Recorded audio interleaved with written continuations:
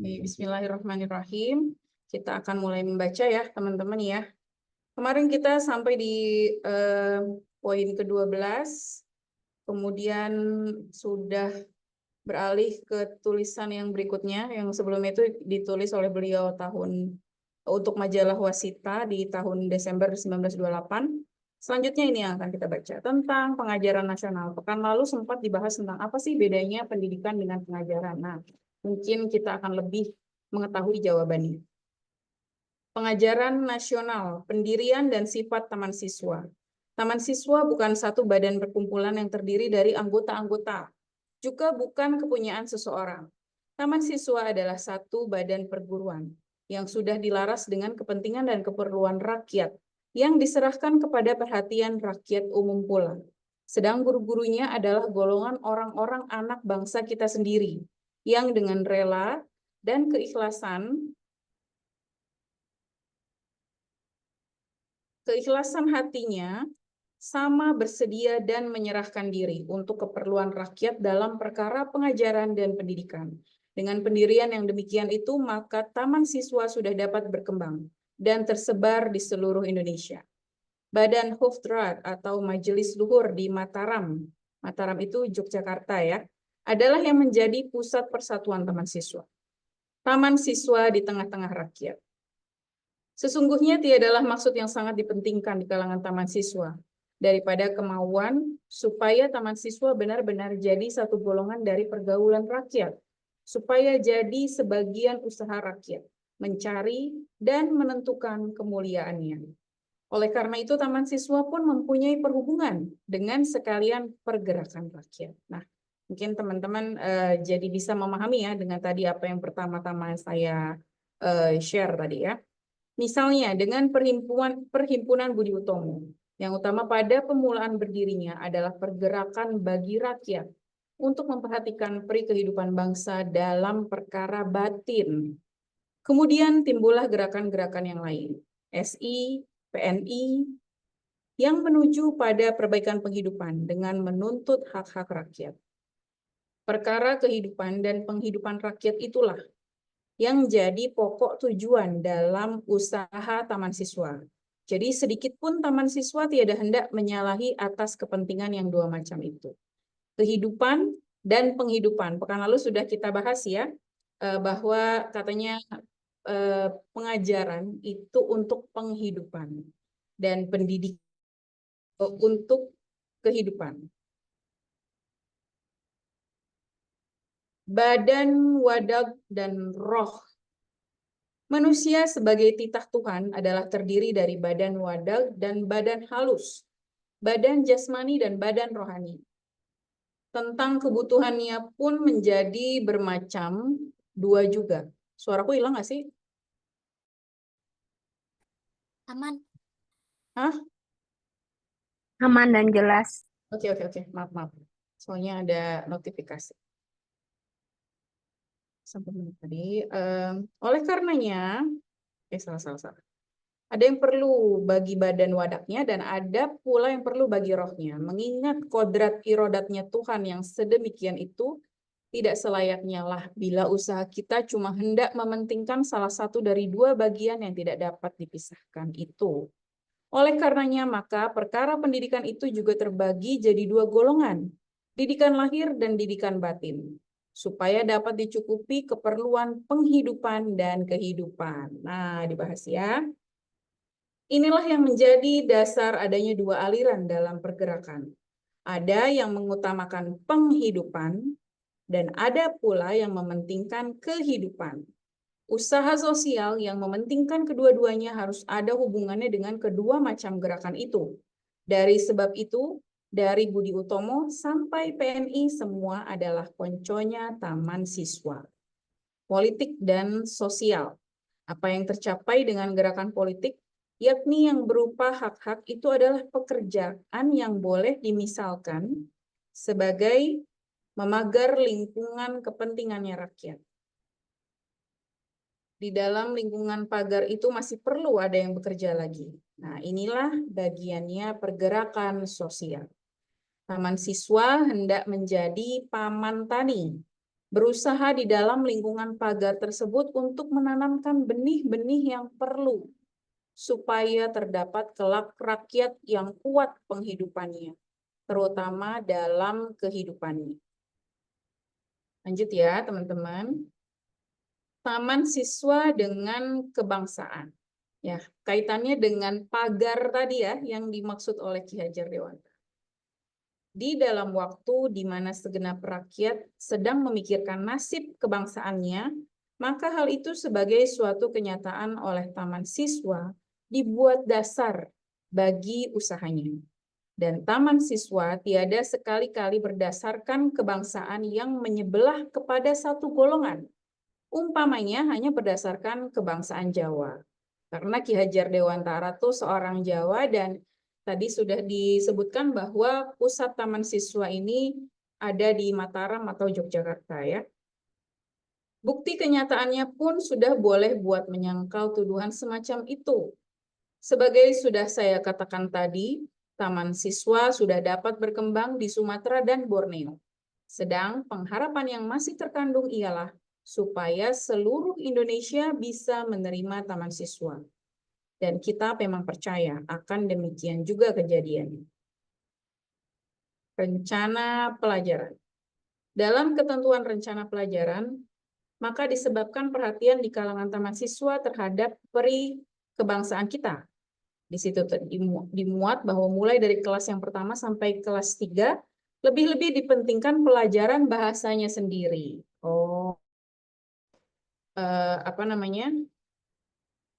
Bahasa Indonesia ya.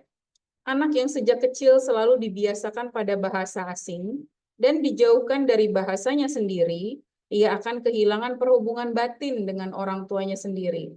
Dan kelak di kemudian hari ia juga akan terasing perasaannya terhadap kepada bangsanya sendiri. Aku jadi teringat sesuatu ya di sini, nanti aku mau cerita. Bukti, spotlight ya. Gimana caranya? Dipin bukan? Spotlight for everyone. Dipin ya? Diapain sih? Kalau Beda spotlight, spotlight. spotlight beda. aku screen share-nya hilang nggak? Enggak, Oh gitu. harusnya enggak. Gini. Coba aja. Oke. Nah, good. Nanti kalau Galis ngomong juga, tolong di spotlight juga ya, biar masuk YouTube-nya bagus. Thank you. Oke. Bukti tidak perlu jauh-jauh dicari. Kalau ada anak muda yang lalu sombong sampai berani melukai perasaan orang tuanya maupun bangsanya, itulah buah pengajaran dan pendidikan yang tidak berdasarkan kebangsaan. Mereka tiada lagi jadi anak bangsa kita, pun ia tidak bisa dapat sifat-sifatnya bangsa asing yang tulen. Kayak kehilangan identitas gitu ya. Cuma capnya asing. Dan inilah hal yang sangat on-naturlik atau tidak wajar. Pendidikan kita harus dan hendak memberi perasaan yang penuh terhadap kebangsaan. Tadi tuh aku mau cerita, jadi beberapa waktu lalu sempat lihat video seorang seleb gitu ya, perempuan yang mungkin dia sekolahin anaknya di sekolah internasional atau gimana ya. Jadi anaknya itu lebih fasih berbahasa Inggris. Jadi kalau emaknya ngomel-ngomel atau ngasih tahu dia nggak ngerti gitu. Sementara ibunya itu mungkin karena juga seperti kita ya, kemampuan bahasa Inggris benar lah gitu ya. Sehingga nggak bisa lah untuk ngomelin ngerocos dalam bahasa Inggris itu kayaknya nggak mungkin gitu. Terus jadi itu padahal masih kecil gitu. Jadi ya lucu juga gitu melihat video. Oke. Selamat malam Galis. Tadi aku sempat nunjukin sama teman-teman tentang ini lagu internasional yang ternyata diterjemahkan oleh Ki Hajar. Nah, aku mungkin kayaknya Ki Hajar Dewantara ini sama ya kurang lebih dengan Charles Manson, ideologi perlawanan gitu ya, pendidikan sebagai alat untuk melawan gitu kali ya. Silakan Galis, monggo kita dan ini dulu Galis. Oke, terima kasih. Selamat malam semuanya. Apakah suaraku terdengar jelas? Jelas Galis.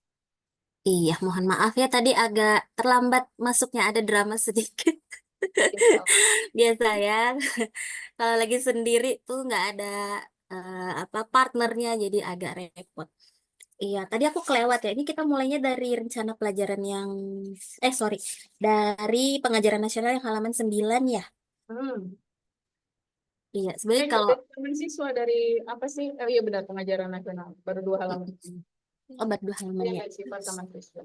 Iya, sebenarnya mungkin nggak terlalu banyak sih yang di ini ya, karena kayaknya lebih seru nih bagian untuk diskusikan gitu, karena ada hal-hal yang related sama zaman sekarang kan ya, apalagi tadi bagian yang ditutupkan tuh soal rencana pelajaran yang mention soal bahasa gitu.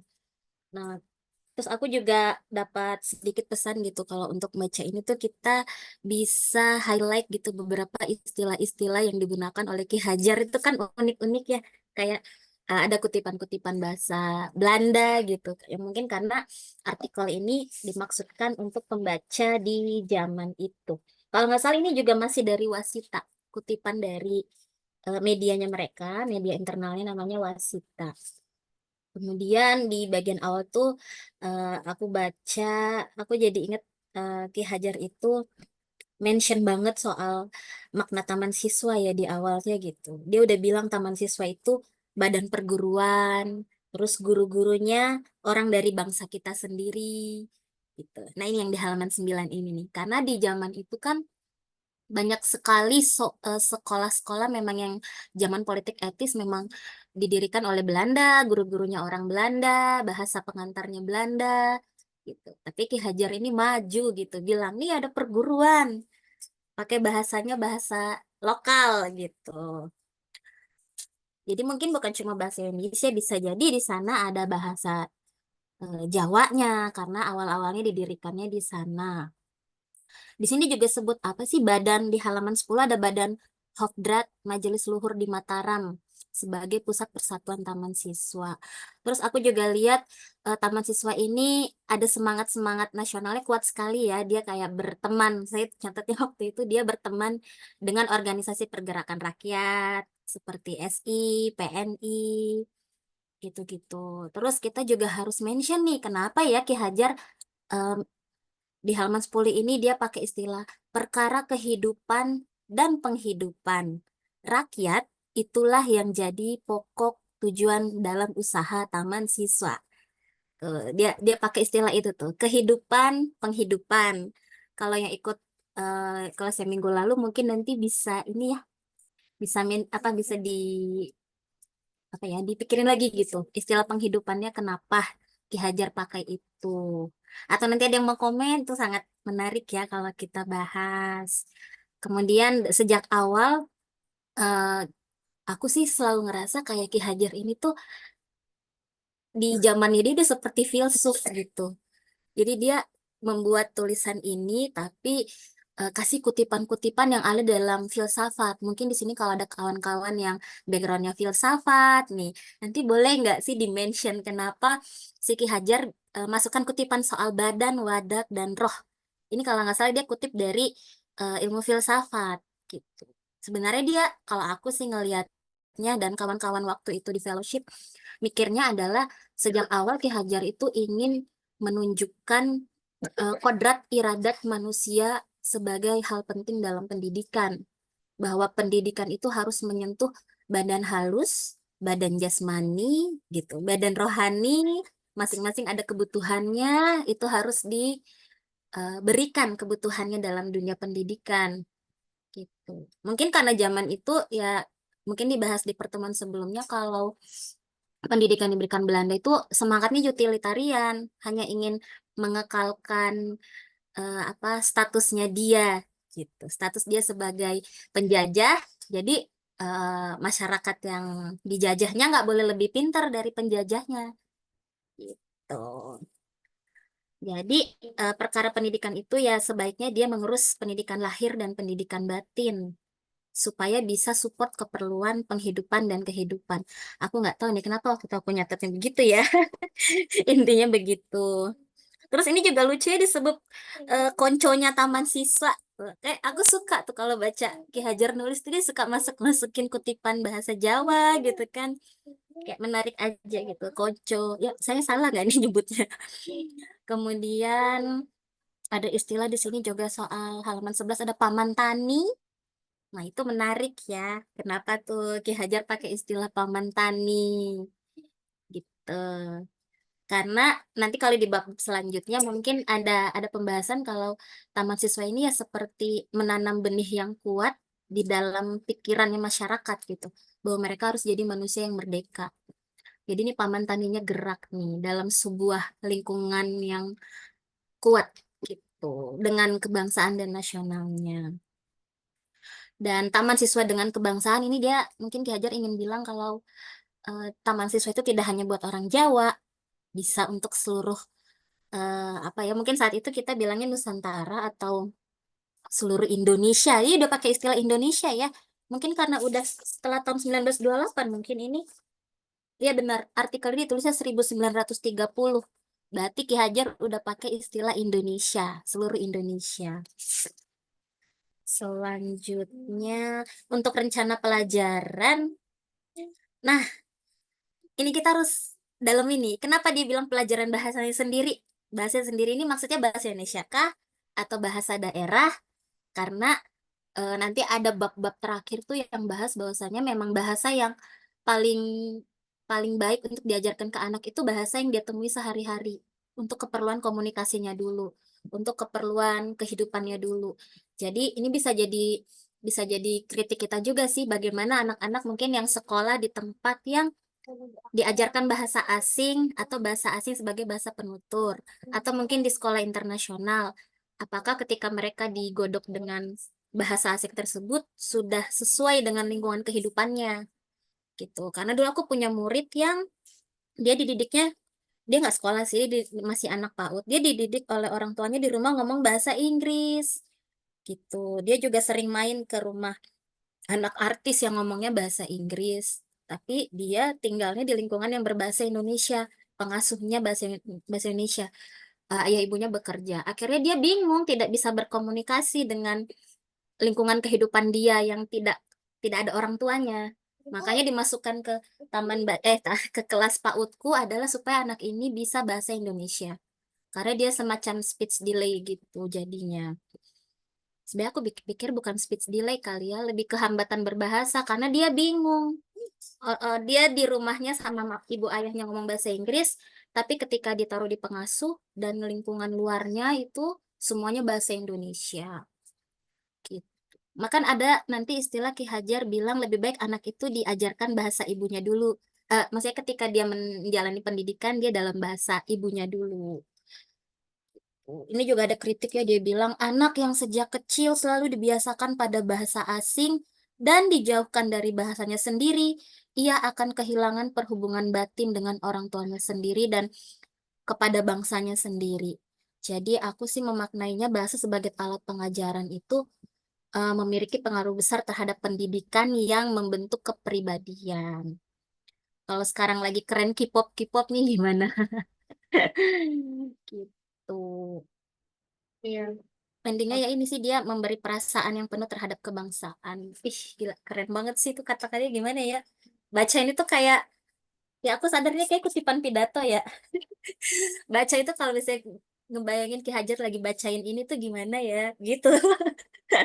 Aku jadi kebayangnya kayak gitu. Oke, thank you. Maaf kepanjangan. Dari sini ada pertanyaan, apakah tulisan ini yang ada di buku ini kita baca tulisan asli ataukah terjemahan dari bahasa Jawa atau teks pidatonya atau dari bahasa Belanda gitu. Kebetulan di buku ini tuh ya, kalau misalnya dia memang aslinya bahasa Inggris atau bahasa Belanda, nanti teksnya ditaruh aslinya di dalam sini. Jadi ini kayaknya karena ditulisnya bahasa Indonesia, berarti ini aslinya bahasa Indonesia.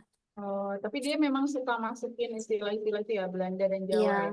Soalnya kalau teks aslinya bahasa Belanda nih ada halaman 29. Itu ada Oh, teks asli bahasa Belanda, lalu diterjemahkan.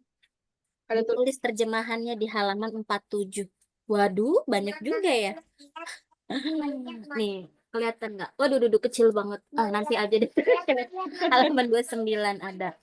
Iya, Iya, sabar baik. ya. Kalau mau beli bukunya itu sebenarnya di Salam, tapi nanti bisa aku share linknya gitu. Karena mereka yang waktu itu minta untuk cetak gitu, minta cetak ulangnya. Iya nih katanya setuju merinding kalau dalam pidato Ki Hajar. Iya betul, aku ngebayangin tuh baca ini berasa kayak lagi dibacain gitu. Ya. Apa ya, terasa banget gitu dari hati apa yang dia sampaikan itu benar-benar kayak ya dari hatinya dia gitu. Oke. Silakan teman-teman apabila ada yang mau menyampaikan kritik boleh atau apa pandangan teman-teman tentang hal ini juga bagian-bagian yang teman-teman highlight silakan.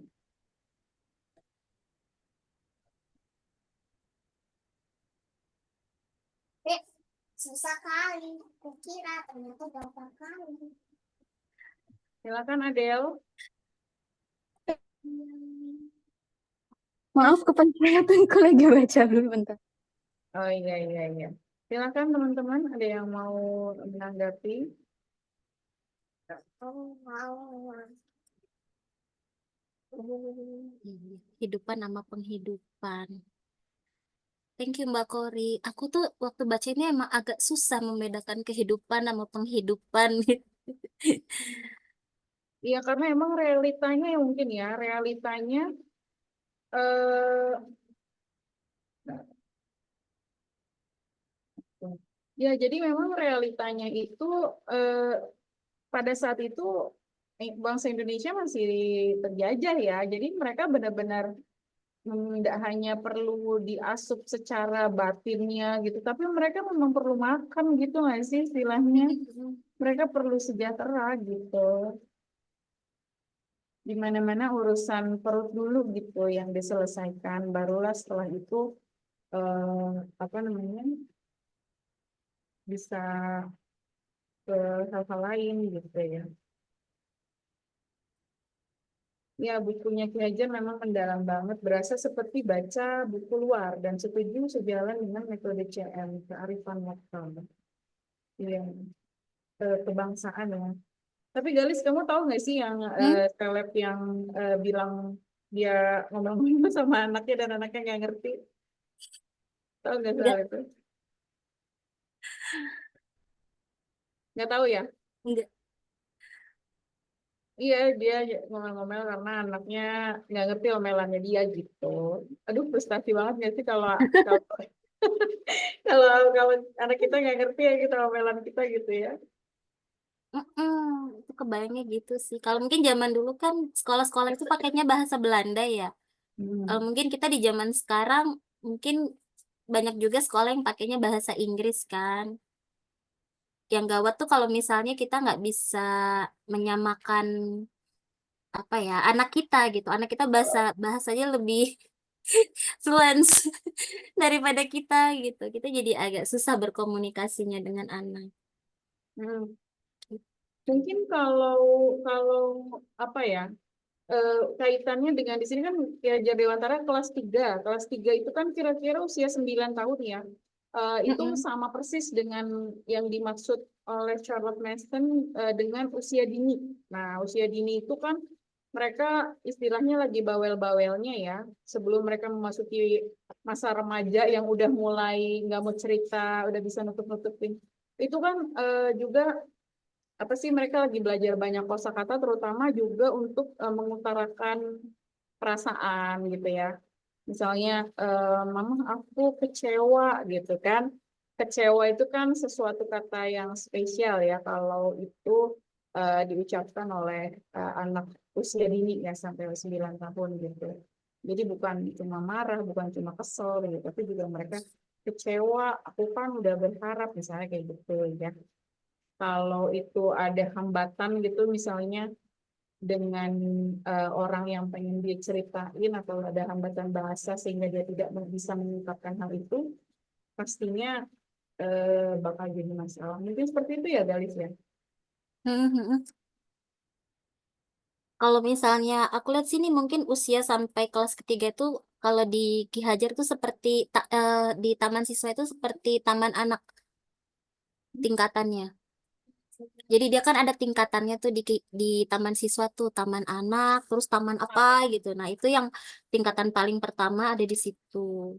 Jadi sih aku lihatnya memang dari untuk anak-anak usia dini, usia awal yang memang lebih dipentingkan pelajaran bahasanya sendiri.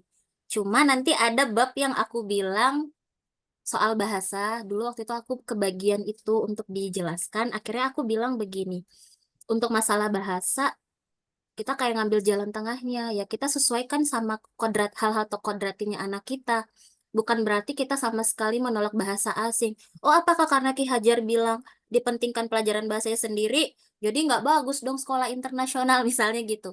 Aku bilang enggak, sekali lagi kita lihat kodratinya anak, karena Ki Hajar kan selalu bilang pendidikan itu kan lahir batin, berarti kita memandang kodrat iradat manusia ya. Kalau di zaman sekarang sudah globalisasinya udah semakin jauh, ya mungkin anak-anak ketemu bahasa Inggris itu kan udah hal yang biasa ya, gitu. Jadi itu tidak akan jadi masalah gitu dalam tumbuh kembangnya. Dan mungkin orang tua juga udah banyak sekali ketemu serapan-serapan bahasa asing kan.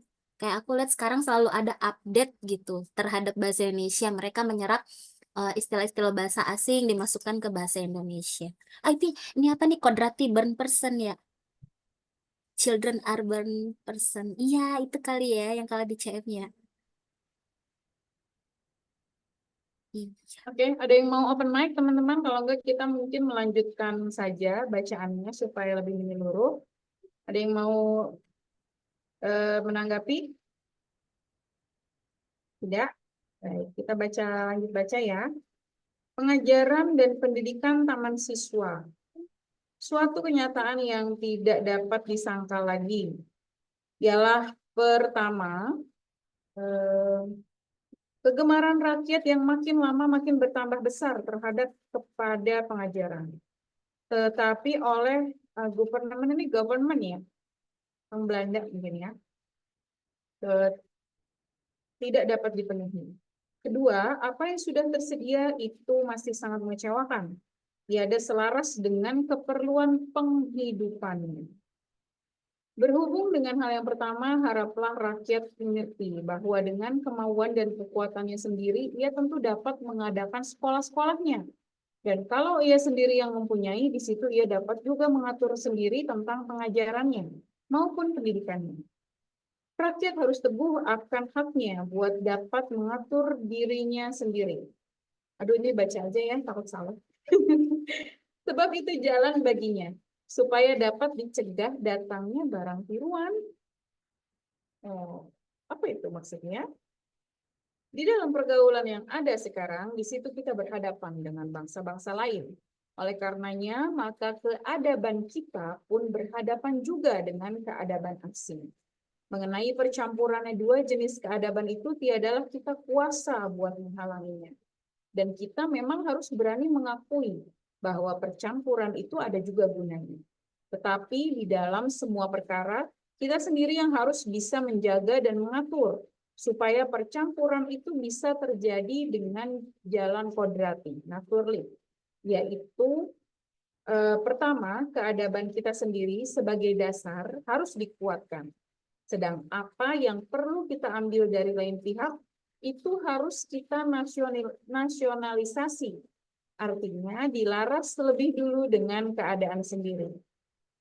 Tuh, Ki Hajar bilang hampir 100 tahun yang lalu ya. Sekarang seperti apa kondisinya ya? Nggak didengar ya mungkin ya.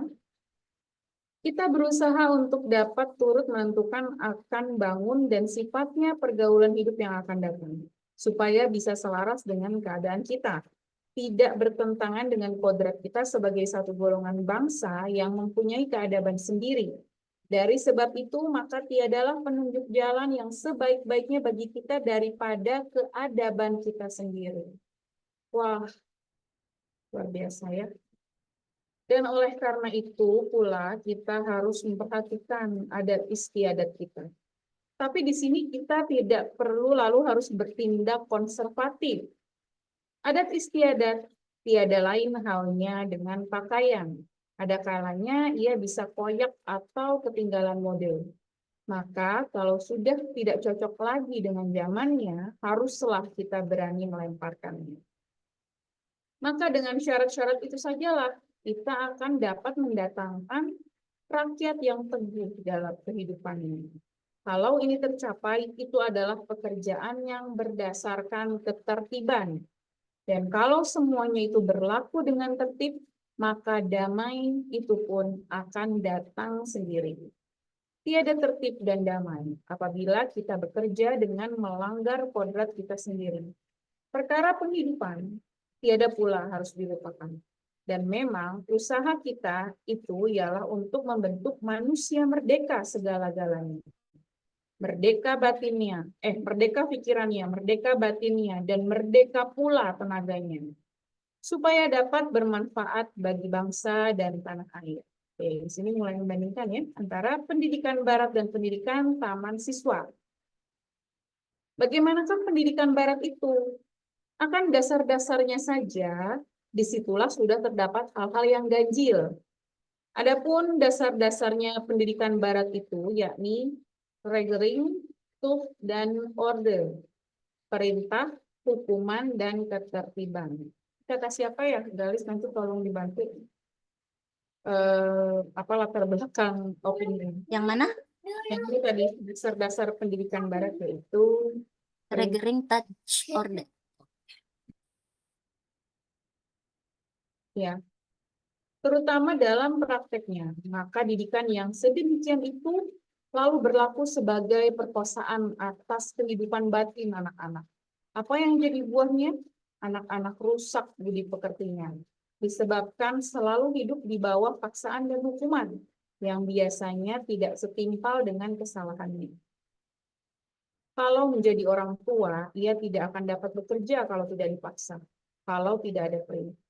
Kalau kita meniru saja cara yang semacam itu, tiadalah kita akan bisa membentuk orang yang punya kepribadian. Oke, kita baca pendidikan taman siswa. Pendidikan kita tidak memakai syarat paksaan. Lebih tegas lagi apabila kita mengetahui bahwa sesungguhnya perkataan uploading atau pedagogik itu tidaklah dapat diterjemahkan dengan bahasa kita. Panggulawentah itu bukan memberi pengertian uploading, sebab panggulawentah itu hanya pekerjaannya si dukun bayi. Yang hampir semaksud yaitu perkataan kita ngomong, among, dan ngemong. Itulah yang kita pakai sebagai dasar pendidikan kita. Caranya tiadalah kita memaksa, walaupun hanya sekedar memimpin, kadang-kadang juga tidak perlu. Kita hanya diharuskan mencampuri kehidupan si anak kalau sudah ternyata si anak ada di atas jalan yang salah. Teringat ya dengan Masterly Inactivity versi Charlotte Mason. Kita tiada memakai dasar yang tadi ya, Regering, Touch, dan Order, tetapi Order and Order, tertib dan damai, tata tentrem. Kita akan selalu menjaga atas kelangsungan kehidupan batin sang anak, dan harus ia dijauhkan dari tiap-tiap paksaan. Tetapi kita pun tidak akan muja atau membiarkan anak-anak. Kita hanya harus mengamati agar anak dapat bertumbuh menurut kodrat. Hukuman itu maksudnya buat mencegah kejahatan. Dan sebelum terjadi kesalahan, aturan hukumannya sudah tersedia.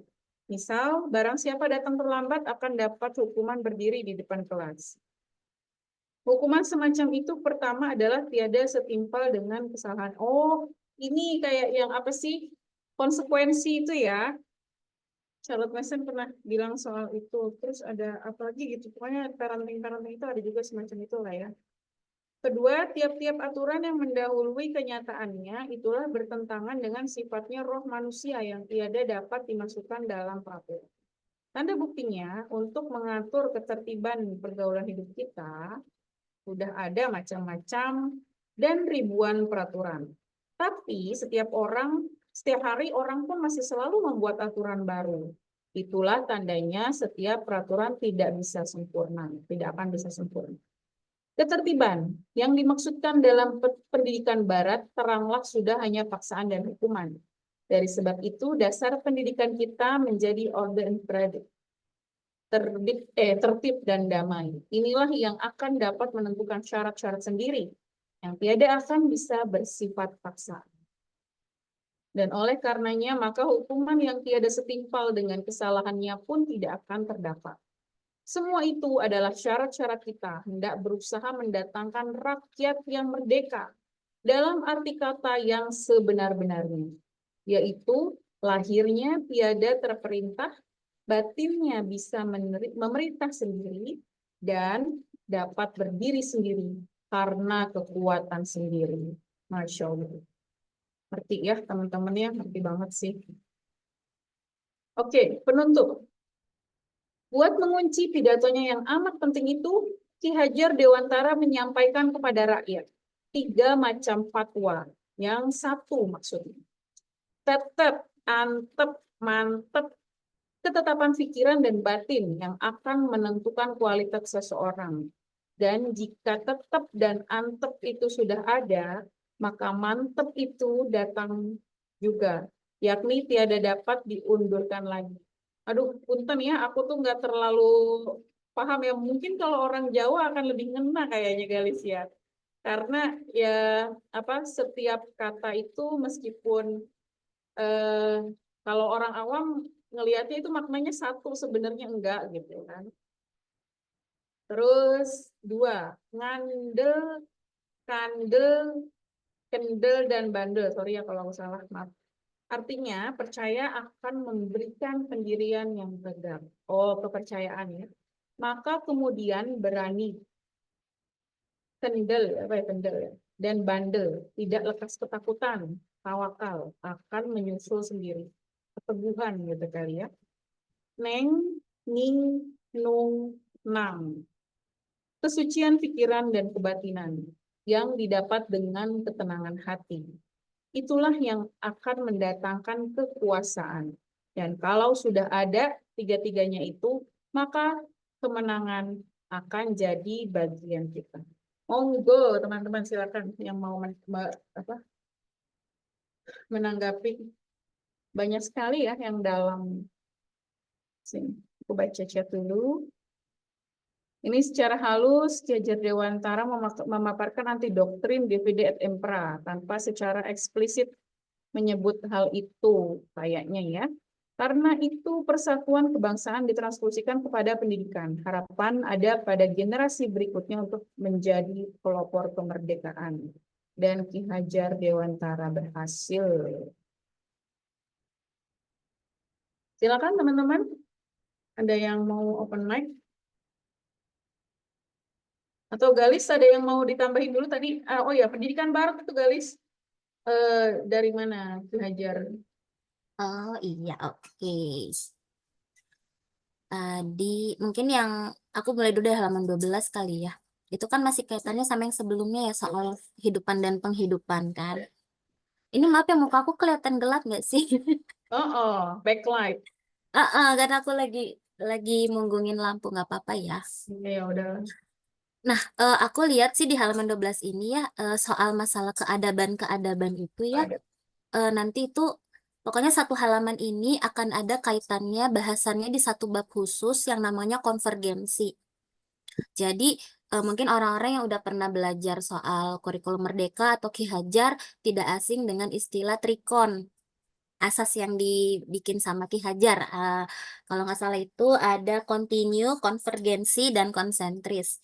Itu disebutnya trikon. Nah, khusus bab 12 ini itu kaitannya, kalau aku lihat ini kaitannya ke konvergensi. Yaitu intinya dalam konvergensi ini, kita sebagai bangsa Indonesia itu menerima pengaruh dari luar, tapi tidak kehilangan jati diri. Mungkin itu tuh yang pengen dimaksudkan oleh Ki Hajar gitu. Jadi memang kan pasti akan ada percampuran ya, segala macam itu hal yang kodrati atau natural gitu. Tapi kita juga harus memandang budaya kita sendiri. Jadi jangan kehilangan jati diri kita. Makanya ada juga nih kata-kata di bawah. Tetapi di sini tiadalah kita harus bertindak konservatif gitu ya. Maka kalau sudah ternyata tidak cocok lagi dengan zaman lah, haruslah kita berani melemparkannya. Ini nih kalau mungkin di saat itu banyak kritik ya terhadap orang-orang Jawa yang tidak ingin kehilangan kejawaannya. Kadang ada kalanya Ki Hajar mengkritik soal itu gitu. Terus intinya sih ini akan bahasannya konvergensi, dan di buku ini konvergensi itu ada dua makna yang seringkali eh, salah dipahami. Jadi dalam buku ini ada dua konvergensi. Konvergensi pertama, teori yang ada di pertemuan kita yang lalu, dan akan ada di pertemuan ketiga nanti soal eh, keadaan jiwa manusia kaitannya dengan pendidikan. Kalau yang ini, halaman 12 ini konvergensi terkait hubungan dengan bangsa asing yang ada di asas Trikon. Gitu. Lalu untuk pendidikan barat, nah pendidikan barat yang dimention Ki Hajar di sini adalah model sekolah Belanda yang ada saat itu. Kalau orang zaman sekarang lagi ngetrennya nyebutnya parenting VOC. Suka denger kan di Oh, media sosial, parenting VOC. Nah, itu bisa tuh kita kaitkan ke sini ya. Jadi dasar-dasar pendidikan barat yang dimaksud di sini ya mungkin gaya Belanda saat itu, soal adanya perintah, hukuman, dan ketertiban. Jadi eh, dasar pendidikannya adalah ya orang itu tidak bisa merdeka, jadi kamu harus selalu diperintah. Jadi saya nyiapin materi belajar, kamu harus nurut omongan saya gitu. Kalau kamu tidak nurut, kamu tidak tertib, kamu saya hukum. Kerasa nggak sih sense model pendidikan barat ini masih jalan nggak sampai sekarang? masih, Masih masih. model hukuman kan? Kayaknya waktu aku sekolah ya, nggak tahu kalau sekarang. Ya, oh iya, aku udah ibu-ibu ya. Iya ya. Iya. Dan dasar pendidikan barat yang dimaksud di sini ya model pendidikan VOC saat itu Belanda itu dianggap Ki Hajar memperkosa batinnya anak-anak, bisa merusak budi pekerti anak-anak. Maksudnya kerusakannya itu seperti apa sih realnya? Jadi nanti kalau anak ini dewasa, dia tidak akan bergerak, tidak akan punya inisiatif kalau tidak dipaksa atau diperintah. Nah, aku dulu sempat stres ya zaman aku kerja di di sensor ya. Karena dia modelnya ya kita cuma boleh bergerak kalau dapat perintah. Jadi kalau nggak dapat perintah, aku nggak boleh gerak. Jadi ada sampai sampai ke bawah ke lingkungan pekerjaan gitu. Jadi kita harus jadi ya mungkin kita ngeliat kalau ada orang yang kerja tuh minim inisiatif ya. Sebenarnya itu ya buah akibat dari model pendidikan yang seperti ini. Jadi mungkin budi pekerti kita tuh udah rusak. Kita jadi takut ngapa-ngapain karena takut dihukum gitu. Nih, ada istilah kan kalau menjadi orang tua, ia tiada akan dapat bekerja kalau tiada dipaksa, kalau tidak ada perintah. Jadi kalau model pendidikan barat ala VOC ini tidak bisa membentuk kepribadian manusia merdeka yang diharapkan oleh Ki Hajar. Kan minggu lalu kita udah bahas soal merdekanya itu apa aja kan? Ada merdeka. Di sini juga dimention lagi nggak sih? Ada ya di halaman selanjutnya. Merdeka itu lahirnya tiada terperintah, batinnya bisa memerintah sendiri, terus dia berdiri sendiri dengan kekuatannya sendiri. Itu kayaknya kepribadian yang diharapkan oleh Ki Hajar dimiliki dalam pendidikan nasional. Nah itu tuh, yang itu tuh. Yaitu lahirnya tiada terperintah, batinnya bisa memerintah sendiri, dan berdiri sendiri karena kekuatan sendiri. Mandiri mungkin ya. Gitu. Ini model dia. Terus aku suka banget Ki Hajar tulis pendidikan taman siswa tidak memakai syarat paksaan. Dan dia bukan cuma bilang, ya kalau nggak boleh, apa dong nih? Apa dong harusnya yang kita bikin? Nah, dia menawarkan model sistem among namanya. Ngomong, among, ngemong. Ini pengen banget deh aku kalau ada yang orang Jawa di sini, tolong dong di-sharing gitu feels-nya, rosoknya gitu. Gimana ini memaknai istilah-istilah yang dipakai oleh Ki Hajar ya, mungkin akan lebih terasa gitu. Terus juga selain sistem among ada namanya orde en vrede. Maaf ya bahasa Belanda saya jelek. Artinya tertib damai. Itu untuk pengganti hukuman. Jadi tertib damai ini nanti kalau kita baca keseluruhan buku ini kita akan paham kenapa sih dimaksud tertib damai itu nanti melalui apa saja supaya bisa tercapai keadaan itu. Nah, salah satunya untuk menjaga batin anak, dia harus dijauhkan dari paksaan. Terus kita harus mendidik anak bertumbuh menurut kodratnya. Dan khusus bahasan hukuman nih, ada touch. Apa bacanya touch ya? Hukuman. Ini sebenarnya dia mengkritik tahu. Sebenarnya model hukuman yang benar tuh gimana sih? Di sini kan dibilang hukuman sudah ada sebelum terjadi kesalahannya. Nah, aku waktu baca ini tuh agak-agak, maksudnya satu paragraf ini apakah itu hukuman yang menurut Ki Hajar oke untuk dilakukan, atau justru dia memilih hukuman tuh nggak boleh kayak gini. Jangan ada dulu hukumannya sebelum ada kesalahan. Gimana sih maksudnya ya? Maaf, maaf. Kan hukuman buat mencegah kejahatan. Sebelum terjadi kesalahan, udah ada hukuman. Nah, ini tuh oke nggak sih menurut Ki Hajar? Atau justru menurut dia jangan? Karena nanti di buku ini ada bahasan soal hukuman sendiri. Itu. Oh iya, ini mungkin Ki Hajar bilangnya ini hukuman semacam itu pertama adalah tiada setimpal dengan kesalahannya. Bener nggak sih? Yang terlambat berdiri di muka kelas. Kan kayak nggak ada hubungannya ya. Gitu. Misalnya kayak gini, kita numpain air. Hukuman yang setimpal sudah terjadi nih. Berarti lebih ke konsekuensi ya yang diinginkan Ki Hajar gitu. Kalau air tumpah, kita bersihkan. Kalau kamu datang terlambat, nanti pulangnya kamu akan mundur juga. Karena kamu harus mendatangi guru kamu dan tanya, bagian mana yang tadi saya tertinggal. Mungkin gitu kali ya harapannya. Mungkin. Gitu. Nanti kita bahas deh apa aku yang salah paham ya soal hukuman ini. Gitu. Mungkin bener tadi kan soal mention soal konsekuensi. Aku sih ngerasa kayaknya Ki Hajar lebih ke situ deh, lebih ke konsekuensi ya.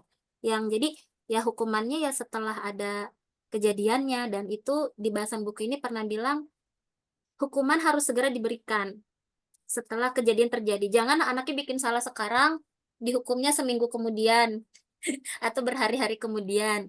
Itu nanti ada bahasannya. Terus aku juga kebayang Super Nanny, ada yang pernah nonton Super Nanny gak sih? Ada tayangan sesi anggota rumah tangga itu kayak ada rumah yang tidak ada kedisiplinan, terus lalu anaknya dihukum pakai parenting VOC, terus mereka bisa berubah ketika satu keluarga tuh bikin rules barengan gitu. Bisa nggak sih kayak gitu ya? 911. Iya, 911, Super Nanny 911. Gitu. Sama ini dia mention lagi ya, rakyat yang merdeka tuh. Berulang-ulang kali nih Ki Hajar nyebut di buku ini, merdeka. Jadi aku jadi keinget terus, merdekanya itu apa aja? Bentuknya apa? Ada 3 yang dikasih tahu Ki Hajar. Nah, penutupnya ini dong, tolong. Ya, Ada orang ini, Jawa enggak? Tapi iya, waktu itu silakan. Mungkin Kakak Asri boleh atau Kakak Sito silakan menjelaskan apa ya, biar kami dapat feel-nya ya, yang nggak ngerti Jawa, yang halus-halus ini. Monggo, karena itu soal kebatinan nih, kalau aku rasa nih buku Batina. ini. Iya, karena Ki Hajar tuh bukan kebatinan ini ya, Ya, iya betapaan benar itu ya. bukan Mungkin Rosso itu itu Rosso. konteksnya kalau kebatinan tuh seolah-olah tuh apa gitu, berkaitan Iya. klinik-klinik gitu ya. Salah ya. Sebenarnya kebatinan itu rasa yang halus-halus ya. Mm-mm. Monggo Kak Sito, silakan membantu kami untuk memahami tetap, antep, dan sebagainya. Ini sebenarnya udah dijelaskan di kalimat berikutnya sih. Tetap, tetap. Kok kayaknya ini jauh banget sih mic-nya. Halo, halo.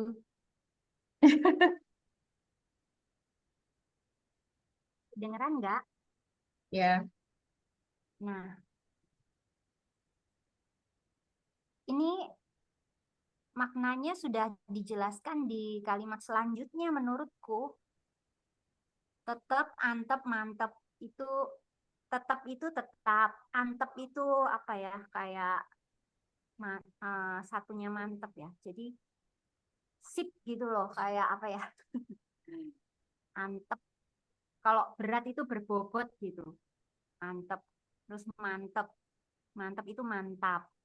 Jadi ketetapan pikiran dan batin itulah yang akan menentukan kualitas seseorang. Mungkin maksudnya berprinsip ya. Dan jika tetap dan antep itu sudah ada, maka mantep itu datang juga, yakni tiada dapat diundurkan lagi. Jadi sudah pasti gitu, nggak bisa mau ada apapun juga dia nggak akan berubah gitu. Ya, teguh pendirian, setuju ya. Yang kedua, Itu ngandel. konsisten.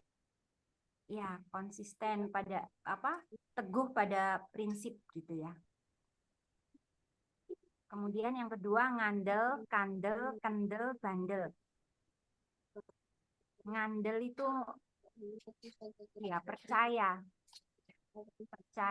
kandel itu tebal, kendel itu berani, bandel itu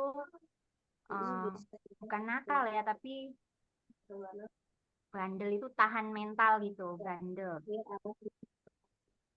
Percaya akan memberikan pendirian yang tegak. Maka kemudian kendel, berani, bandel, tidak lekas ketakutan, tawakal akan menyusul, sendiri. Itu udah jelas kok di situ di kalimat selanjutnya. Nah, iya betul. Ngandel mempercayakan, kandel tebal. Nah, ini nomor 3. Neng, ning, nung, nang. Wah, hebat sekali ini ya Ki Hajar Dewantara. Ini aku juga nggak paham nih, neng, ning, nung, nang. Kesucian pikiran dan kebatinan yang didapat dengan ketenangan hati. Itulah yang mendatangkan kekuasaan. Dan kalau sudah ada tiga-tiganya itu, maka kemenangan akan jadi bagian kita. Bahagian. Ini juga nggak paham aku yang ketiga. Neng, ning, nung, dan nang. Apa ya, yang terakhir aku juga itu sih yang paling em, menarik perhatianku karena itu sangat singkat gitu ya. Cuma kok kayaknya maknanya dalam. Neng ning nung nang itu singkatan Bo.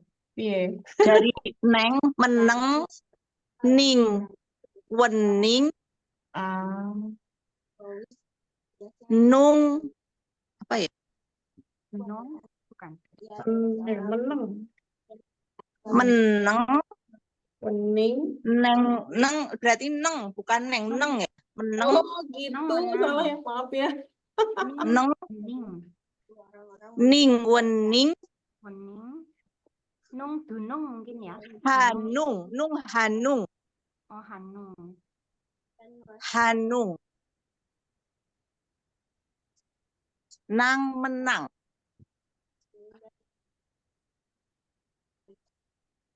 Nang, nang, ning, nung, nang. Menang. Berarti kesucian pikiran dengan diam, kebatinan dan pikiran tuh mungkin butuh diam, ketenangan, neng wening ketenangan hanung hati, menang Wah, mendatangkan kekuasaan, menang ya. Masya Allah. Wah, luar biasa. Aduh, bangga banget sama Ki Hajar. Waduh, ini luar biasa banget sih. Sampai speechless aku. Silahkan dilanjut, Galis dan Ken.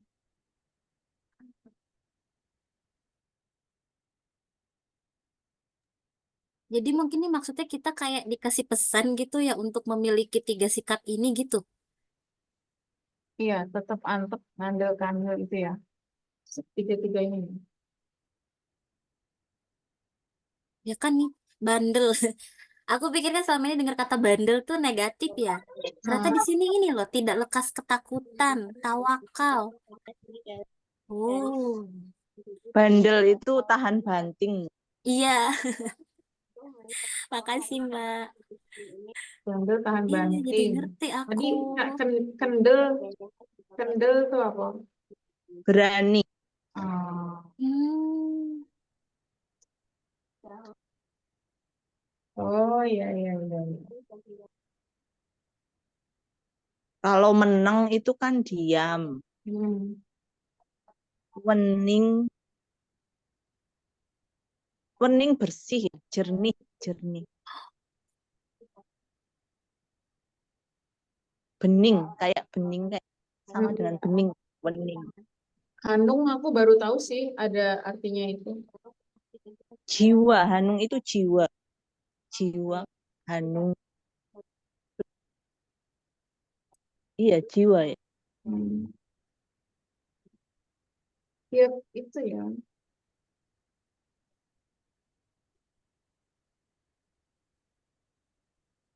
Oh lah ini ada Iya, itu em, apa ya? Dalam banget sih.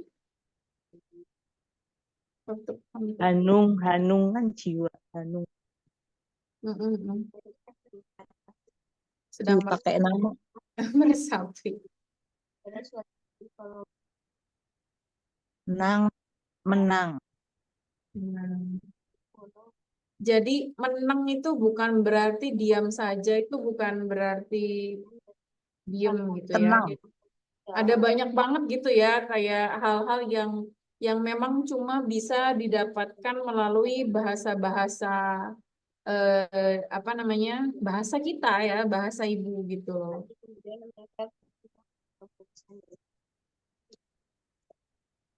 Oke. Terima kasih teman-teman atas bantuannya memahami ini. Ini ya ya stay cool. Jadi apa sih? Menurutku ini akan lebih mudah untuk diingat ya daripada apa sih yang lain-lain gitu. Ini tuh kan kayak falsafah yang benar-benar apa tuh orang Jawa ya, orang Jawa itu seperti itu gitu. Kayak tadi among ya, among apa tadi? Ini kalau ini ada yang teman-teman yang bisa membantu ya among sistem momong among dan ngomong. Kalau Among Tes. Praja itu dari ini juga nih Among. Ngomong Among. ngomong itu ke yang lebih muda gitu, Mengayomi. mengayomi. Among Sama sebenarnya. Emang lebih menjaga gitu nggak sih? menjaga, melindungi kan? Among Enggak. itu memberi contoh. Oh, Sama, memberi contoh. Iki. Aku Oh, juga sedang mendalami sih. Karena setiap kata yang kayak semacam slogan gitu ya, tapi wah dalam banget semuanya gitu.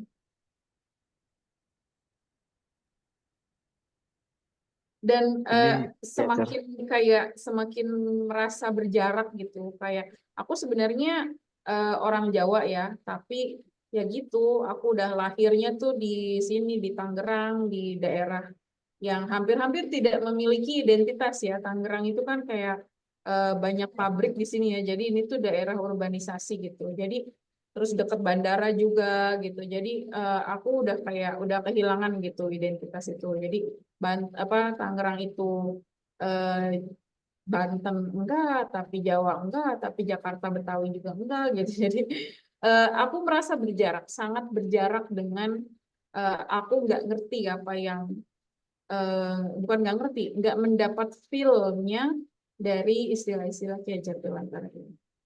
Itu sih.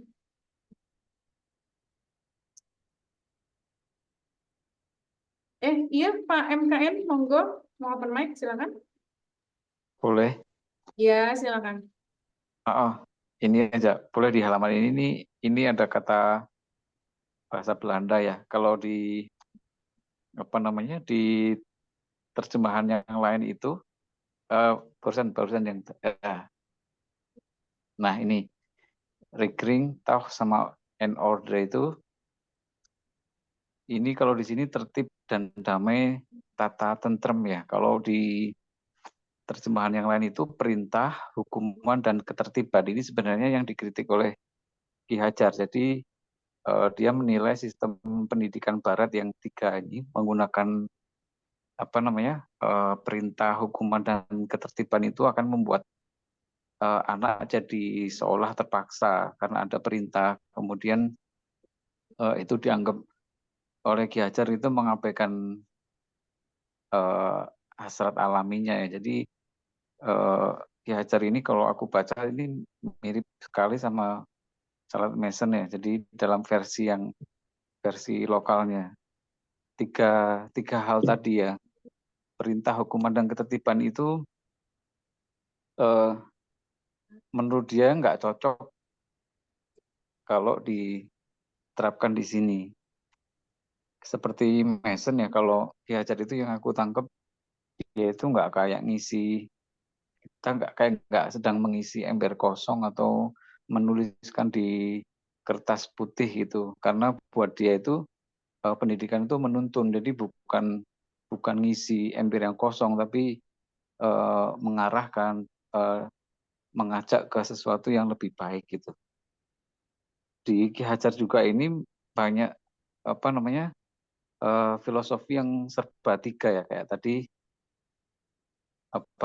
momong, among sama ngemong itu ada istilah trimong ya, 3 mong. Jadi kalau momong itu kalau bahasa Jawa itu berarti merawat dengan penuh kasih sayang. Ya, biasanya kalau ngomong itu juga menanamkan kebiasaan baik. Kemudian among ini juga among itu ngasih contoh, jadi memberi teladan yang baik. Jadi di filosofinya dia yang lain itu yang Ingmadio Mangunkarso itu among juga di sini. Jadi itu sejalan. Jadi kalau ketika di tengah itu ngasih contoh gitu. Kemudian ngemong ya, ngomong sama ngemong itu di trimongnya, sistem trimongnya Ki Hajar itu dibedakan ya. Kalau ngemong itu merawat, sama-sama menjaga anak, tapi nggak full ditarik-tarik gitu ya. Artinya dia itu ya masterly in activity itu kalau Mason ya. Jadi ajak anak supaya aktif, tapi dia hanya support supaya anaknya itu maju gitu. Jadi ya kenapa dia membedakan momong dan ngemong ini ada kalau di mungkin di buku-buku yang lain yang mengulas Ki Hajar ini dua hal yang berbeda. Kemudian tadi ada apa lagi ya?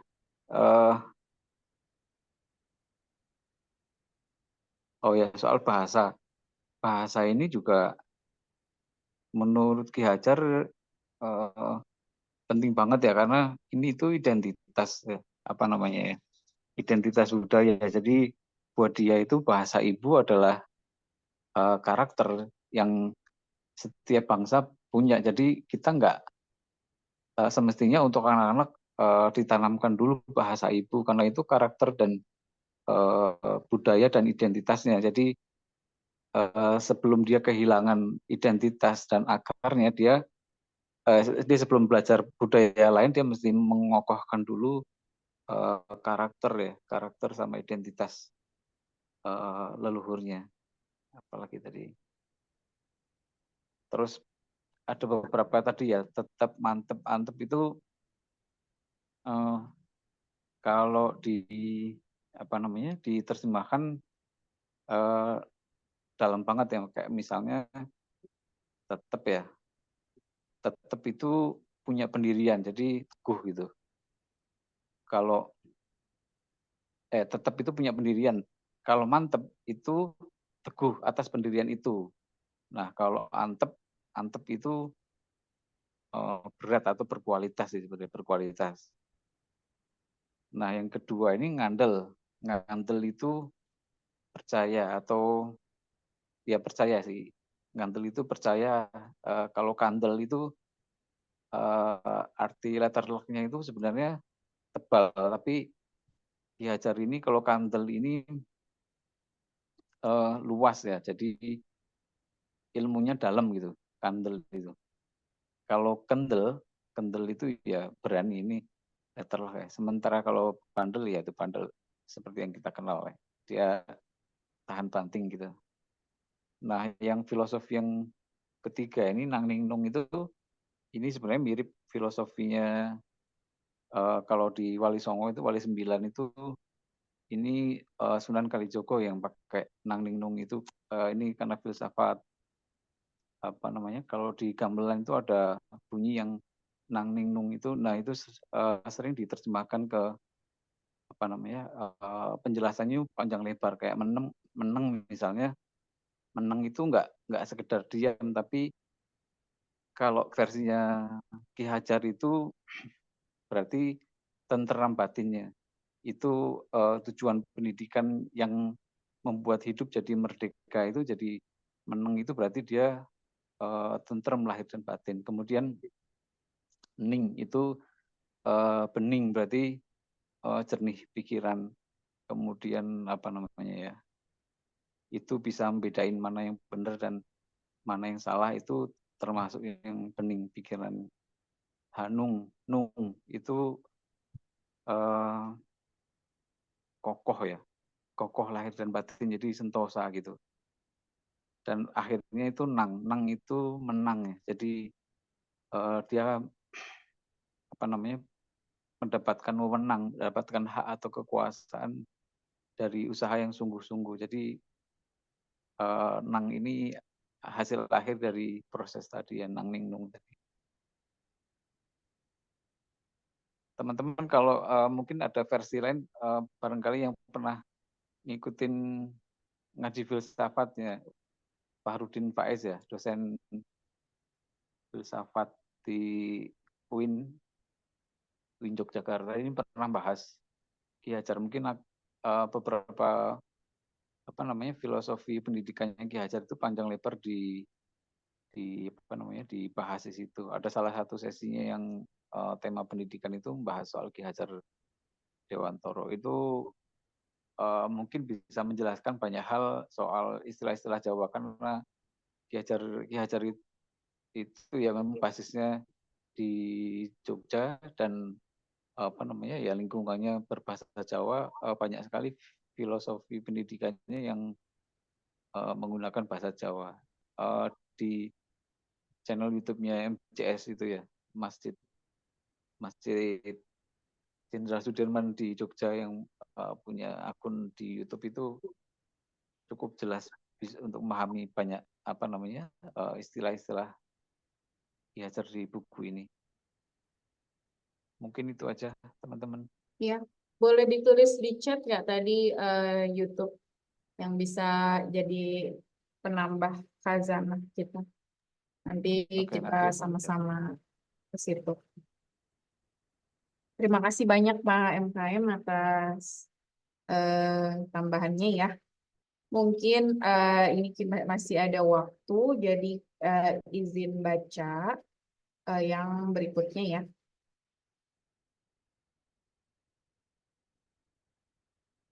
Orang yang berhasil meraih kemenangan itu yang hatinya tenang.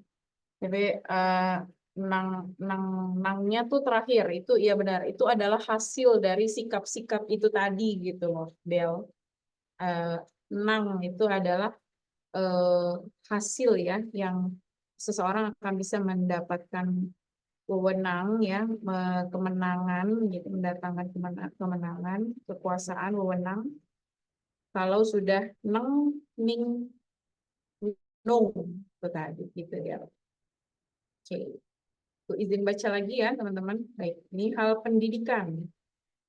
Umumnya berarti daya upaya untuk memajukan bertumbuhnya budi pekerti, kekuatan batin karakter, pikiran, intelek, dan tubuh anak. Dalam pengertian taman siswa tidak boleh dipisah-pisahkan bagian itu, agar supaya kita dapat memajukan kesempurnaan hidup, yakni kehidupan dan penghidupan anak-anak yang kita didik selaras dengan dunianya. Karena itulah pasal-pasal di bawah ini harus kita utamakan. 1. Segala alat usaha dan cara pendidikan harus sesuai dengan kodratnya keadaan. Kodratnya keadaan itu tersimpan dalam adat istiadat setiap rakyat yang oleh karenanya bergolong-golong merupakan kesatuan dengan sifat perkehidupan sendiri-sendiri.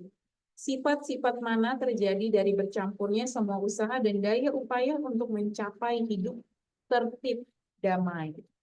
Adat istiadat sebagai sifat perkehidupan atau sifat percampuran usaha dan daya upaya akan hidup tertib damai itu tiada terluput dari pengaruh zaman dan tempat ya, konteks ruang dan waktu ya. Oleh karena itu tidak tetap senantiasa berubah. Akan mengetahui garis hidup yang tetap dari suatu bangsa, perlulah kita mempelajari zaman yang telah lalu, mengetahui tentang menjelmanya zaman itu ke dalam zaman sekarang, dan menyelami zaman yang berlaku ini. Barulah kita dapat membayangkan zaman yang akan datang. Ini aku ingat banget ya, di volume 6 terakhir-terakhir itu Shalom Mason juga bicara panjang banget ya soal sejarah. Dia ulang lagi, dia bahas lagi sejarah. Pengaruh baru diperoleh karena bercampur gaulnya bangsa yang satu dengan yang lain. Percampuran mana sekarang ini mudah sekali terjadi disebabkan oleh adanya hubungan modern. Haruslah kita waspada dalam memilih mana yang baik untuk menambah kemuliaan hidup kita dan mana yang akan merugikan. Dengan selalu mengingat bahwa semua kemajuan dalam lapangan ilmu pengetahuan serta segala peri kehidupan itulah kemurahan Tuhan untuk segenap manusia di seluruh dunia. Sekalipun masing-masing hidup menurut garisnya sendiri-sendiri yang tetap. Ya, apalagi kalau zaman sekarang namanya banjir ya, banjir informasi, sehingga ya mungkin inilah masalahnya ya. Kita tidak lagi bisa menentukan mana yang baik untuk kehidupan kita dan mana yang merugikan. Itu semuanya tuh apa sih, banjir informasi di tengah-tengah rendahnya literasi gitu ya. Jadi benar-benar itu membuat kekacauan ya, kehilangan jati diri. Pendidikan nasional menurut paham Taman Siswa itulah pendidikan yang beralaskan garis hidup dari bangsanya dan ditujukan untuk keperluan peri kehidupan yang dapat mengangkat derajat negara dan rakyatnya agar dapat bekerja bersama-sama dengan lain-lain bangsa untuk kemuliaan segenap manusia di seluruh dunia. 1. Pendidikan budi pekerti harus mempergunakan syarat-syarat yang selaras dengan jiwa kebangsaan menurut kepada kesucian, ketertiban, dan kedamaian lahir batin. Tidak saja syarat-syarat yang sudah ada dan ternyata baik, melainkan juga syarat-syarat zaman baru yang berfaedah dan sesuai dengan maksud dan tujuan kita. Dia tidak ini ya, dia terbuka terhadap kemajuan ilmu pengetahuan. 2, teristimewa haruslah kita memperhatikan pangkal kehidupan kita yang terus hidup dalam kesenian, peradaban, syarat-syarat agama, atau terdapat dalam kitab-kitab cerita, dongeng, legenda, babat, dan lain-lain. Waduh, babat. Udah nggak pernah lagi tuh yang seperti itu ya, berjarak. Aku benar-benar merasa berjarak sekali loh membaca ini loh. Oke, lagi ya. Pengajaran, punten ya rada burung. Pengajaran harus berdasarkan kodratnya keadaan. Umpamanya di taman anak, taman kanak-kanak ya, taman muda, taman antara, dan taman dewasa. Hendaknya dipakai cara-cara yang selaras. Taman anak misalnya harus mementingkan bahasa ibunya. Nih tadi ya dibahas ya. Sedangkan yang mengajar sedapat-dapatnya guru perempuan. Pada kelas yang lebih tinggi dipakai bahasa Indonesia. Oh, bahasa ibu tuh bahasa daerah ya, bahasanya dia ya, bahasa ibunya ya. Oke, baru pada kelas yang lebih tinggi dipakai bahasa Indonesia, sesuai dengan cita-cita pedagogik nasional.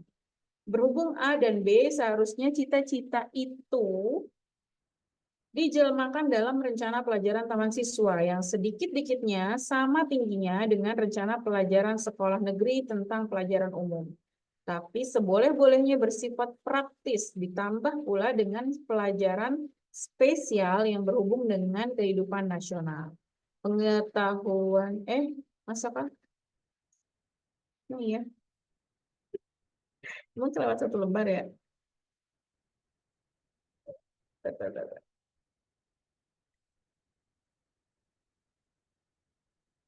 Wih, 18. Kok ke-skip sih? Sorry. 15, 16-nya kemana ya? Kok hilang sih di aku, Galis? Bacain lah, Galis. Aku kelewat ternyata, maaf ya. 16. 16 ya? Banyak, maaf ya. Ini ya, kan munculnya halaman 15 bawah ya, soalnya dia pancingan gitu. Oh, Maksudnya satu paragraf. oke. Aku ulang lagi dari 2 terakhir ya. Hmm. Maaf ya, suaranya agak Disney. Teristimewa haruslah kita memperhatikan pangkal kehidupan kita yang terus hidup dalam kesenian, peradaban, syarat-syarat agama, atau terdapat dalam kitab-kitab cerita, dongeng, miten and legenden, itu maksudnya mitos dan legenda ya, Terus and again. babat, dan lain-lain. Semua itu adalah arsip nasional, dalam mana tersimpan beberapa kekayaan batin dari bangsa kita. Geestelijke Waarden. Dengan mengetahui segala hal itu, niscayalah langkah kita untuk menuju pada zaman baru akan berhasil tetap dan kekal. Karena zaman baru kita jodohkan sebagai mempelai dengan zaman yang lalu. Dalam kurung, jelas nggak? Keputus nggak aku? Oh ya, dalam kurung, Jawa, ngudi, tuwuh. Berdasarkan poin 3, berdasarkan hal-hal tersebut di atas, perlulah anak-anak taman siswa kita dekatkan hidupnya kepada peri kehidupan rakyat, agar supaya mereka tidak hanya memiliki pengetahuan saja tentang hidup rakyatnya, akan tetapi juga dapat mengalaminya sendiri, dan kemudian tidak hidup berpisahan dengan rakyatnya. 4.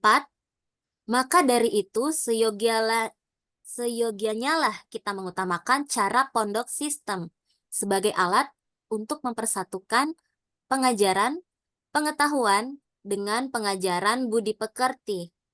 Sistem mana dalam tambo peradaban bangsa kita bukan barang asing. Dulu bernama asrama, sekarang menjelma menjadi pondok pesantren.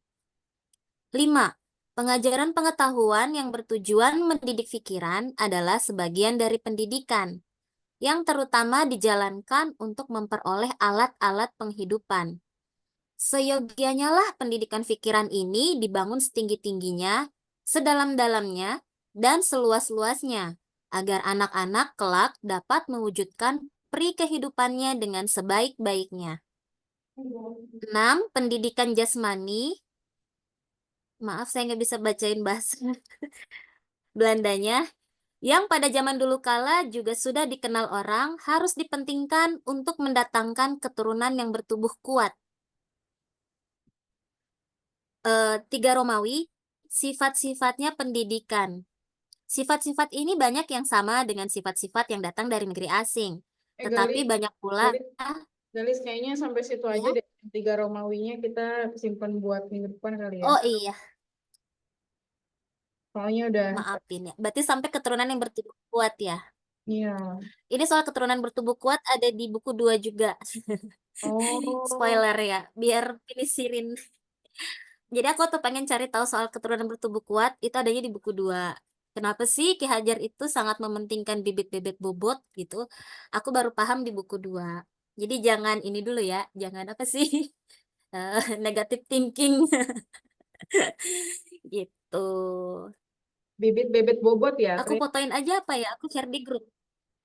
Iya, aku lihat kayaknya Ki Hajar tuh nanti ada beberapa bab yang dia sangat mention bibit-bebet bobot. Takutnya nih kita salah paham gitu. Nyangkanya kalau misalnya Ki Hajar tuh kayaknya ini banget ya gitu. Padahal ada penjelasannya di buku 2. Gitu.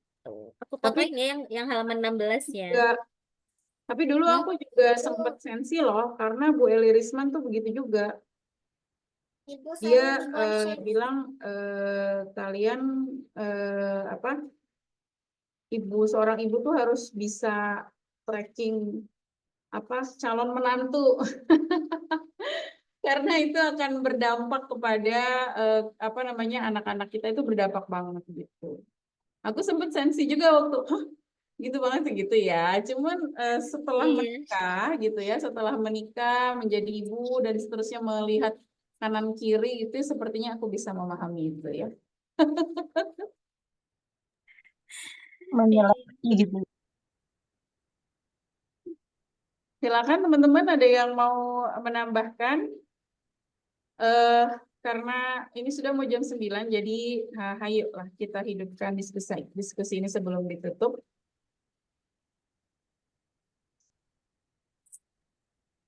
Ini loh, Ken, ada yang menarik aku ya. Ini aku share di grup ya, yang halaman 16-nya nih. Si Ki Hajar tuh bilang gini, dekatkan anak dengan hidup masyarakat nyata gitu. Kayak berdasarkan hal-hal tersebut yang tadi di atas tuh, perlulah anak-anak taman siswa kita dekatkan hidupnya kepada peri kehidupan rakyat, agar supaya mereka tidak hanya memiliki pengetahuan saja tentang hidup rakyatnya, tapi juga mengalaminya sendiri dan kemudian tidak hidup berpisahan dengan rakyatnya. Sementara kalau kita lihat sekolah zaman sekarang kan, sekolah tuh kesannya jadi kayak penjara gitu. Bukan zaman sekarang ya, zaman saya dulu sekolah, maaf diralat, zaman saya sekolah, sekolah itu kayak penjara, kayak kita dikurung pagi sampai sore hanya di sekolah. Apakah itu sudah bisa mengakomodasi seorang pelajar gitu untuk mengalami kehidupan rakyat gitu. Terus kalau di kurikulum Merdeka ini ada nggak gambarannya mendekatkan anak dengan kehidupan rakyatnya gitu, sekelilingnya. Ini penasaran ya, aku pengen tahu untuk ibu-ibu yang punya anak yang mengalami kurikulum Merdeka itu gimana. Tapi ini kan juga Ki Hajar bahas tentang pondok ya. Oh ya, Eh, pondok sistem. Aku juga merasa ada yang berbeda sih. Jadi seperti misalnya pondokku itu pondok modern ya gitu. Misalnya dulu tempat aku mondok itu pondok modern. Persis hampir mirip dengan apa yang digambarkan Galis. Jadi seperti satu komplek yang benar-benar berbeda dengan lingkungan sekitar kita masuk jalan kecil gitu ya, perkampungan jauh gitu ya dari jalan raya. Terus tiba-tiba ya in the middle of nowhere ada gerbang gede, jeng-jeng gitu ya. Terus kita masuk ke dalam gerbang itu dan kanan kiri gedung-gedung asrama tinggi, gedung-gedung apa sih? Jadi kayak semacam membangun suatu peradaban baru yang terpisah dengan lingkungan sekitarnya gitu.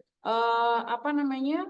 Ya warga sekitarnya ya mendapatkan manfaat dari hadirnya pondok itu adalah dengan menjadi itu apa namanya? Menjadi pekerja gitu ya di pondok-pondok itu gitu, di pondok modern ini konteksnya ya, misalnya yang kita sering lihat pondok modern lah intinya. Nah, tapi kalau kita di Pandeglang di kampung-kampung ya, itu namanya kobong ya. Istilahnya seperti itu. Jadi di mana kita bisa ngelihat santri-santrinya itu biasanya gondrong gitu kan. Terus mereka itu apa membangun pondoknya sendiri. Jadi from scratch gitulah istilahnya. Jadi mereka sendiri yang terlibat ngangkut-ngangkutin bata. Jadi ya mereka ya santri, ya tukang bangunan, ya nyangkul, ya semuanya. Nah, mereka juga terlibat aktif karena itu kobong itu biasanya kecil ya, kecil-kecil gitu, nggak gede kayak tadi aku bilang membangun peradaban baru di tengah-tengah kampung ya. Mereka itu biasanya kecil-kecil dan tidak berpagar biasanya, tidak berpagar. Yang dididik adalah bukan orang luar datang situ ya, tapi yang dididik adalah warga sekitar situ, ustadznya juga orang situ gitu kan. Jadi kalau misalnya ada jembatan, bangun jembatan, yo mereka libur belajarnya, bangun jembatan gitu loh. Kalau ada ini apa namanya 17-an, ya libur acaranya gitu, belajarnya ngaji kitabnya atau dipindahkan jadwal. Mereka terlibat dalam acara 17-an itu, panjat pinang dan sebagainya. Jadi itu Galis. Jadi kalau Ki Hajar bicara pondok di sini, untuk saat ini sepertinya ada konteks yang berbeda gitu. Pondok modern dan juga pondok-pondok yang kalau dalam di Pandeglang itu dibilangnya semacam kobong gitu ya.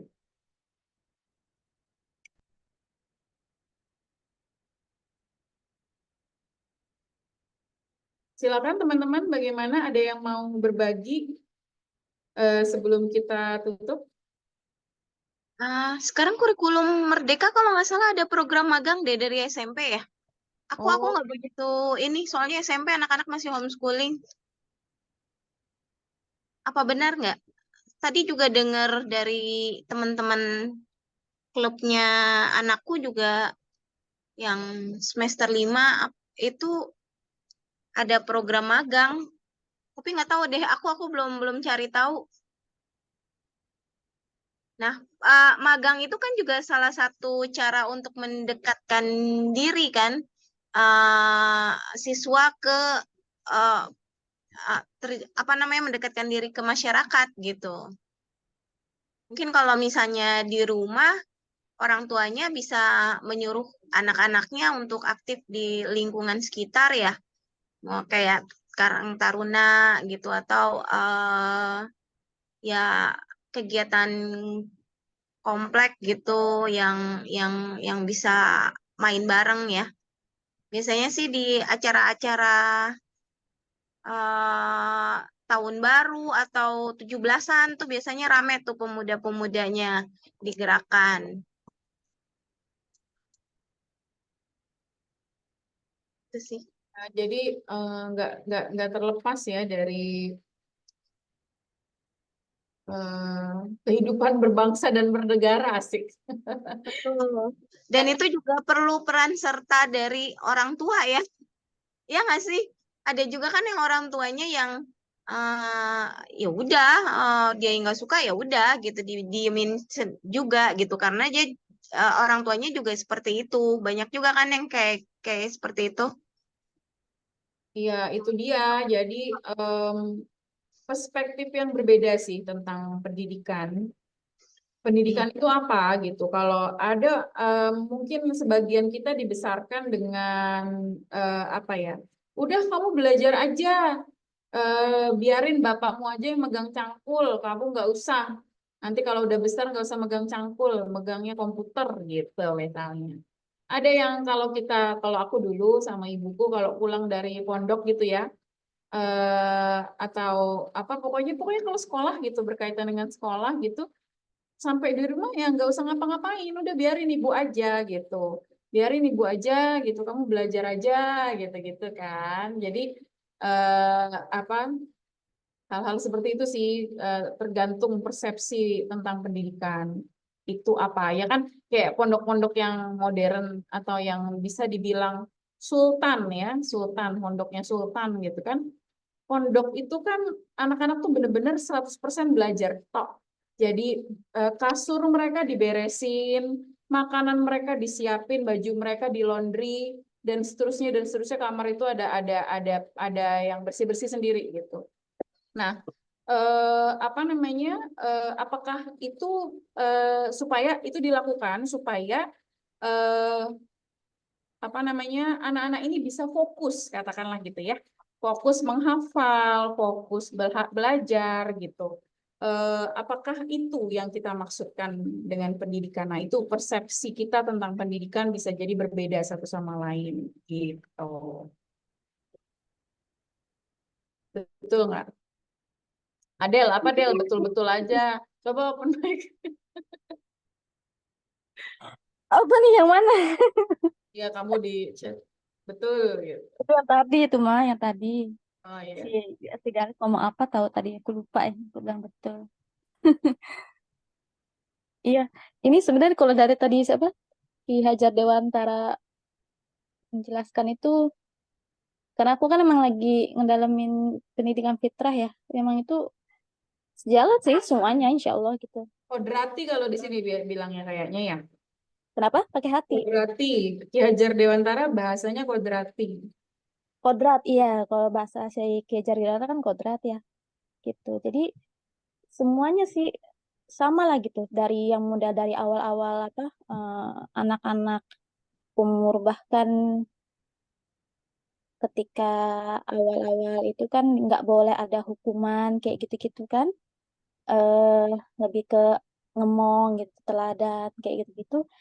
Itu emang sejalan bahkan kalau di yang aku pelajarin ya kalau di pendidikan fitrah di PKN ini eh harus dituntaskan dulu egosentris anak itu. Umur di bawah umur 7 tahun, di bawah umur sebelum dia belajar itu harus tuntas. Kalau anaknya mau ngapain nih gitu, ya biarin selama itu nggak bahaya. Tadi kan ada poinnya ya, si Ki Hajar Dewantara juga itu kan, selama nggak bahaya, sama kayak si CM apa masterly in activity kan, selama nggak bahaya biarin gitu kan. Bahkan jangan diomelin apa, jangan dibilang jangan gitu ya. Kalau CM CM ibu CM bilang ya, Gitu. Kita harus diem aja itu mulutnya gitu kan. Gitu. Terus sampai yang tadi juga bilang apa? Yang terakhir ini kan ada dibilang magang ya gitu kan. Umur kalau di yang aku pelajari itu yang sekarang ini sekitar umur 10 tahun sebenarnya. Jadi sebelum dia 10 tahun itu 7 sampai 10 itu harus sudah digali bisanya apa nih anak gitu. Bakatnya ke arah mana. Jadi pas lagi umur 10 itu udah bisa mungkin dicoba diarahin, magangin gitu kalau tadi dibilang gitu arahnya ya. Itu tuh umur sekitar kelas 4 SD harusnya ya. Bahkan lebih awal lagi karena ngejar ke arah Bali kalau pendidikan fitrah. Jadi Bali itu harapannya udah bisa mandiri gitu. Agak bedanya mungkin kalau sama Ki Hajar Dewantara tadi soalnya kan dia sampai umur berapa tuh? Balinya itu berapa belas gitu. Mungkin zaman dulu beda kali ya balinya kan lebih lama. Kalau sekarang kan ya Allah aku udah Kalau bingung Ki deh. Hajar Dewantara bilangnya umur 25 atau 20 boleh dilepaskan. Ya, nah itu kan itu udah matang banget ya gitu. Apa namanya? Udah lewat lagi bukan udah balik lagi tapi udah lebih ke apa ya? Istilahnya udah dewasa lah itu. Kalau yang masih awal-awal Bali itu kan baru akhir Bali itu kan masih masih baru-baru pubertas kan. Iya, Biasa kalau itu kita dibahas nyebutnya juga ABG. nanti ya, pubertas ini. Kalau kita nyebutnya ABG ya. Padahal tapi kalau di Islam sendiri itu nggak kenal istilah ABG soalnya. Iya. Hanya dimajuin semuanya itu. Nah, cuman yang tadi apa semua sih sama gitu pada dasarnya. Yang bahkan tadi juga pendidikan juga kan itu kan kalau kita di secara dari dulu pengajaran kita kan dari dulu penjejalan materi ya. Gitu ya. Jadi semuanya kayak tadi Ken bilang gitu kan, udah kamu ngapain ngerjain pekerjaan rumah, belajar aja situ yang bener gitu kan. Sama sih. Dari dulu juga kan kayak kita dididik yang mungkin berharap kita lebih baik gitu kan dari orang tua mungkin kali gitu ya dengan belajar ceritanya. Padahal kan belajar itu luas gitu kan. Kalau dari Ki Hajar Dewantara sendiri bilang pendidikan itu kan lebih ke arah ya beda istilah pendidikannya ya gitu. Lebih ke apa kayak tadi kalau katanya si Galis bilang budi pekerti gitu kan. Itu yang sangat harus diutamakan terlebih dahulu mungkin kali gitu ya. Karena itu juga yang melahirkan apa namanya nanti juga bisa taat gitu kan ke orang tua kayak gitu-gitu. Itu kan yang sangat penting yang utama itu. Ini kayak gitu sih kurang lebih aku kayaknya masih masuk lah gitu. Kayaknya kayak sama semua gitu ya dari CM juga di Jawa Dewantara. Cuman mungkin yang agak beda yang tadi kalau misalkan kita ngikutinnya ke arah barat itu penjejalan materi dan hukuman segala macam itu yang kayaknya mungkin kita diatur untuk menjadi orang yang terjajah gitu ya. Iya, Gitu. itu yang menjadi Bahaya. bahan perenungan kita. Iya, betul. Ya itu aja sih kan. Baik. Mohon maaf ya. Terima kasih Adel dan teman-teman semuanya. Mohon maaf ini sudah pukul 9. Terima kasih banyak. Agak-agak molor ya 21 lebih 9 menit. Mudah-mudahan tidak terlalu mengganggu dan mudah-mudahan diskusi kita malam ini sepadan ya dengan sepertinya banyak sekali perenungan memang dari kata-kata ataupun istilah yang digunakan oleh Ki Hajar Dewantara yang sepertinya kita harus resapi gitu ya. Pekan depan kita akan melanjutkan bacaan kita ke sifat-sifatnya pendidikan dan seterusnya. Mudah-mudahan bisa bergabung lagi teman-teman. Terima kasih. Terima kasih banyak ya Galis ya. Makasih udah Terima bantu. kasih banyak juga. Iya. Terima kasih banyak. Selamat berakhir pekan dan selamat beristirahat. Izin pamit. Assalamualaikum warahmatullahi wabarakatuh. Waalaikumsalam warahmatullahi wabarakatuh. Terima kasih Ken, Galis, dan semuanya. Kak Galis dan Kak Ken.